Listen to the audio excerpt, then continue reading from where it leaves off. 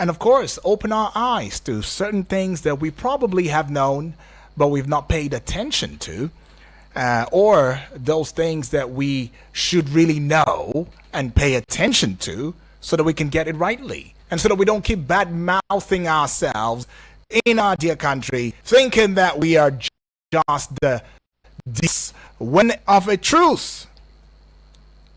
We may not be angels with the white robe and shining, but we might probably be a symbol of hope, a symbol of belief for other African countries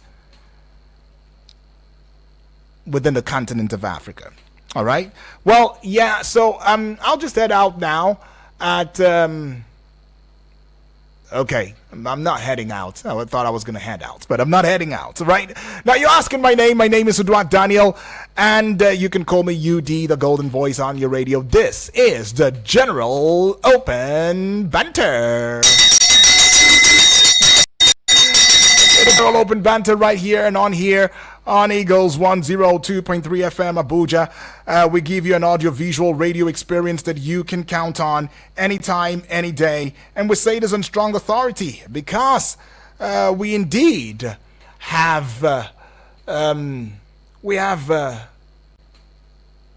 mouth. We are mouthed, right? And guess who gave us this mouth? You did, right? And I'll be joining up with our friend right now, a fellow African sister, and she is going to be giving us, a voice or lending a voice in the discourse this morning, though. But yeah, what are we looking at? I mean, the outsider effect. That's what we are looking at this morning. How non-Nigerians are shaping the country's image, right? So a Liberian woman's harrowing experience in Nigeria is exposing a complex web of international scamming. But is Nigeria's reputation for fraud and corruption entirely deserved? Yeah? Is our reputation for fraud, is it entirely deserved? Have you ever asked yourself that question before? I mean, we've been on the spotlight many times. Quite a number of persons says, when you're talking about scamming, when you're talking about fraud, call Nigeria because that's the headquarters in Africa and maybe contesting with some other countries of the world in that regard. But is that really a statement of fact? I mean, we will be looking at the story of this Liberian woman. I'm trying to connect with her so she can tell that story herself, so it wouldn't have to be as though it was coming from the instrumentation of my voice. You can hear it loudly and clearly from her, right? So yeah, we're still trying to make that conversation or that connection, at this point in time. But for want of time, I think it is important to just get through with the story and hope that she would indeed take up the call at this point in time and allow for us to indeed look at this discourse deeply. So the victim, she wishes to be anonymous, and now she recounts her ordeal, which began with a trusted acquaintance connecting her to a travel agency promising to facilitate a relocation to Australia. Yes, Australia, that country. Now, the agency demanded $3,000, which she paid in good faith. Right? Now, upon arrival in Abuja, she was met by a taxi and, of course, taken to a hotel in Lagos. Right, which began... she was taken to a hotel in Lagos. Right. It was at the hotel, of course, she was assigned a young Liberian handler. Like somebody who's going to be following her about, what do you need? Okay, I'll help you get it since you are, a foreigner in Nigeria and stuff like that. We know our ways around, so let me be your handler. I'll be the one, your go-to person. You understand? So she began to secretly, this Liberian lady began to secretly gather information, snapping photos of the taxi's license plates and contacting the hotel's receptionist, who ultimately alerted the police. Keep in mind, she was told, don't interact with anybody in this hotel. It is only yourself you know. You don't know anybody else. So please don't interact with anyone else in this hotel. So she was told. And she said something told her, hey, no, don't even listen to that.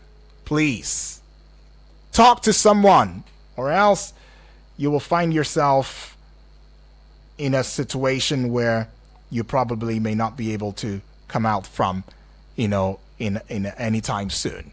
All right. So as it stands now, she spoke to that woman, that receptionist, and of course the police was brought to the place. They apprehended the young Liberian handler who denied knowing the victim. Fortunately, though, the victim's fiance, in Liberia, intervened, contacting his family in Lagos, who provided invaluable support in recovering the stolen funds. I mean, so that's just the story on here and right here for the general open banter. All right, so we are connected with her now. A very good morning to you. Hello. Good morning, Daniel. Yes. Good morning. I would like for you to check your WhatsApp message so that you will understand, what I'm trying to tell you, because I don't see you reading your WhatsApp message. Please read it, and I'll get back to you if that's okay. All right. Okay. All right. Yeah. Thank you. All right. So yes, she is available. So we're trying to see how we can, get her to be loud, and well heard, so it won't just be from the little capacity that my phone can carry. Right. Okay. So yes, that is what the conversation is. Well, still ongoing a conversation. I mean, there was a surprising twist in the, in the story. I mean, the victim praises the integrity of the Nigeria police, who refused a $50 bribe. Yes, he did. Her experience highlights the importance of distinguishing between individual actions and national stereotypes. Well, as the victim's story unfolds, it becomes really clear that the travel agency's nefarious activities are not representative of Nigeria as a whole.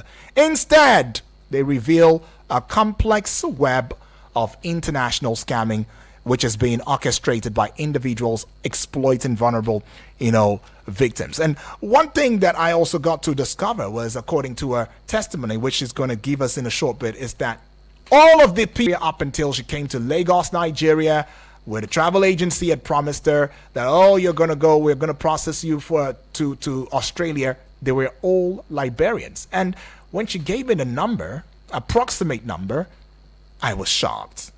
About 50, she said.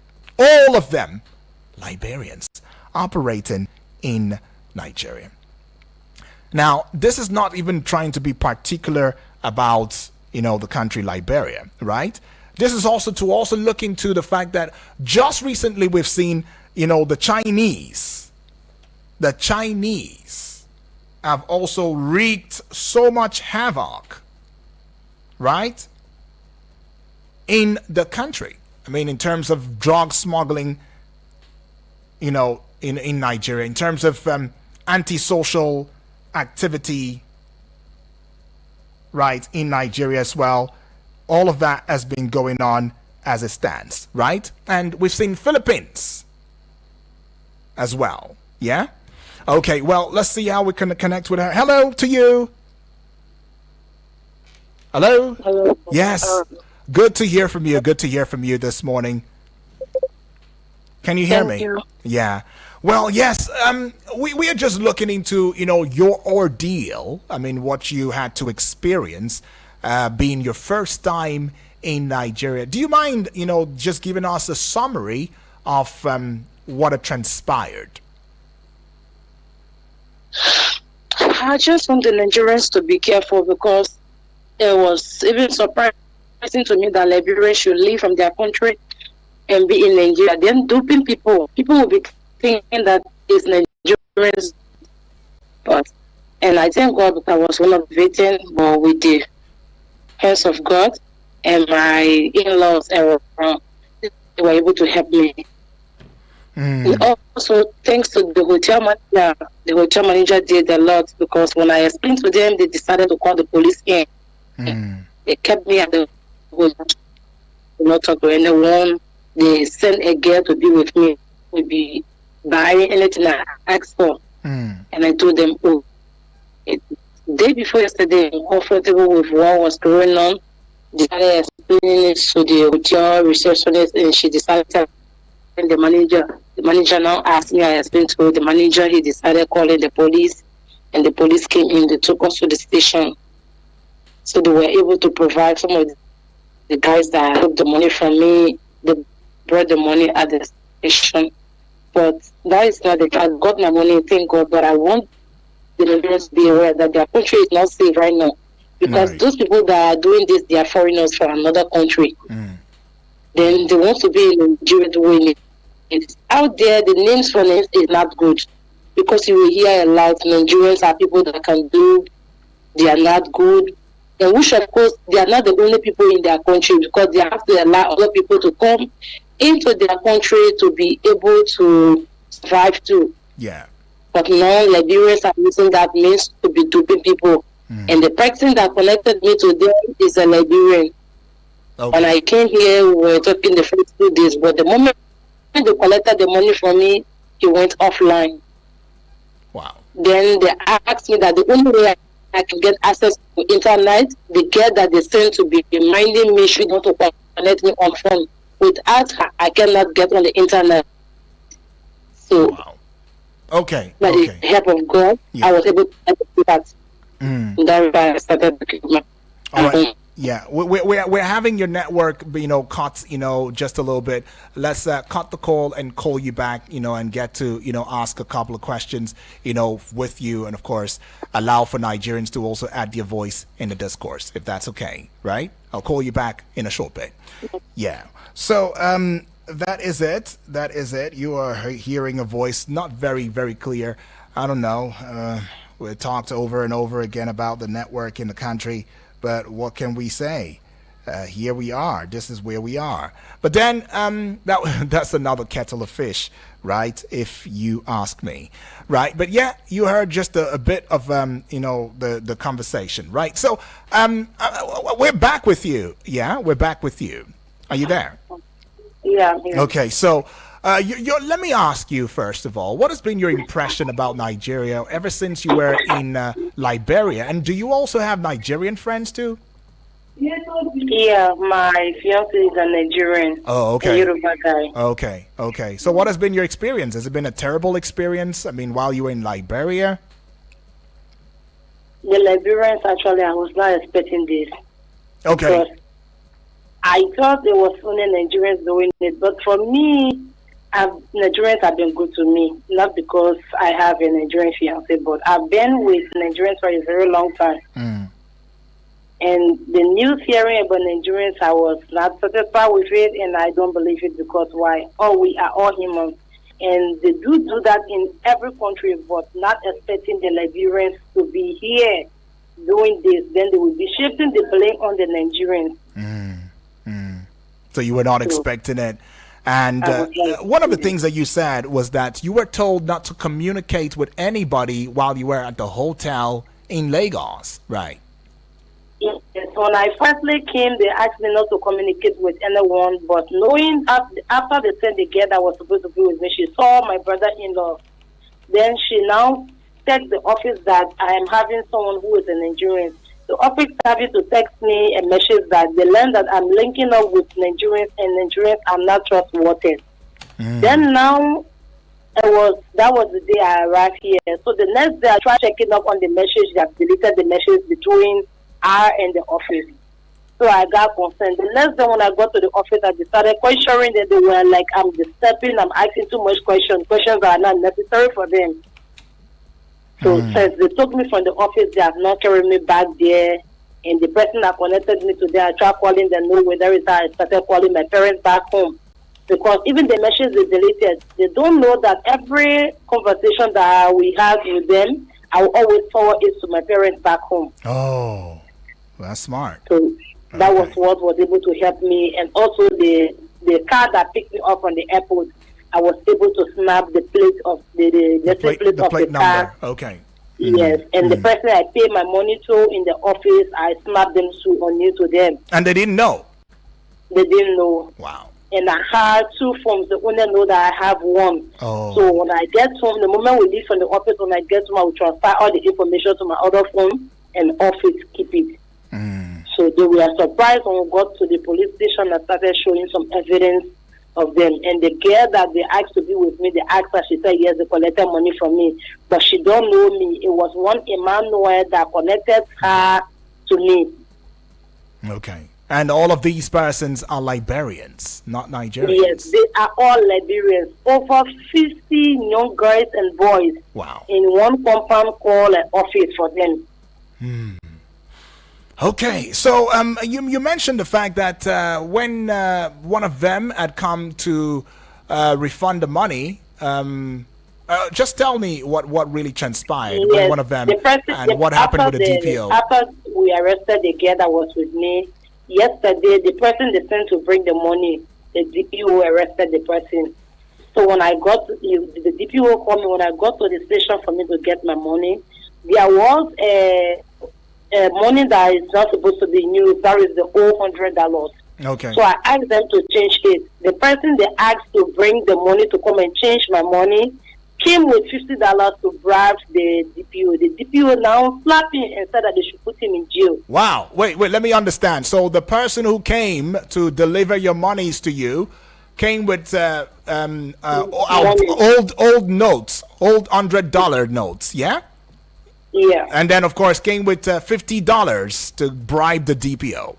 Yes, and the DPO arrested the person. And he got so arrested. He said he's going to be arresting them one by one. Oh, okay. Well, but your monies are back and complete now, yes? Yes, I got my money. All right, appreciate. Thank you for this time with us. I am super excited that this, is the experience that you got. I mean, at the end of the experience, of course, there was light at the end of a tunnel. And it's just to also say that not every Nigerian is a scammer, right? You already know that. But appreciate that one from you, though. We were hoping to have this conversation just in case you didn't have that money back, which I assured you that you will. And I'm glad that all of these, the people involved, especially the DPO and all of that, had done right by you. Thank you so much for sharing your experience with us. Thank you. Appreciate. Have fun in Lagos. Yeah. Okay. So yes, that is my guest. Well, I couldn't put out a name now, security issues and all of that. But yes, she's in Lagos, Nigeria, and you heard, her side of the story as it stands. And what has it been for you? Is it a mixed reaction for you now, or what exactly is it for you? Just listening to this, I mean, for years, Nigeria has battled with the reputation for fraud, corruption, scam, Yahoo, and everything. You could hear it scream loudly. But is this image entirely deserved, or are there external forces at play perpetuating a negative narrative about the country? I mean, we have seen also where Chinese people from other nationals, have been arrested in this country because they were either cohorts or they were indeed an organized crime unit perpetrating crimes in this country, of course, which are also borders around cyber crimes, borders around financial institution crimes, love scam crimes, quite a number of it. For my guest, it was about going to Australia, and they said they would process the documents for her. In fact, all of them, she said over 50 staff, they were all Liberians. All of them were Liberians. And then it takes us back to what is it um, the the person who's the head of the army now. I'm trying to put his name together. Had said where he said there is an international presence, influence in the types of crime and the terrorisms that we face in the country. Could this also mean that there is also an international funding for those who are perpetuating these types of crimes within the country? Could we also say that our infrastructure, our security architecture is unaware of the existence of these nationals who are in this country, whether legitimately or illegitimately, and operating in open space? Well, you share your thoughts with me. It's going to be a quick one. 0907 353 0044. That's the number to call. The other number is 0908 766 8888. And the WhatsApp portal number is 0909 705 4450. I mean, the recent case, like the Liberian woman's experience, suggests that non-Nigerians might be contributing to the country's tarnished image. Are foreign nationals exploiting Nigeria's vulnerabilities for their own gain? Is that what's going on? I mean, that's what we just want to know. Hello, good morning. Good morning. Good morning to you. Oh, can you speak up a bit so we can hear you? Hi, Bob. Oh, lovely. What's your name? Where are you calling from? My name is Joel. I'm calling from Utako. Joel from Otako. Okay, Joel. All right, Joel, welcome. Joel, talk to me. What I know to say is that Okay, Joel, can you do something for me? Please turn down the volume on your radio. I can hear myself. sorry. Yeah. What I see here is that the immigration are not doing their job well. Okay. They need to go after those people and capture them all. I think that is the best way to go. The immigration, they're not doing their jobs, right? They're not doing their job. So would you say that they don't know that these people are getting into the country, whether legally or illegally? What do you think? To me, I think it is illegal. They enter into the country illegally. That's what I should do for them. Okay. And you think that the immigrations too, they don't know, they're not aware?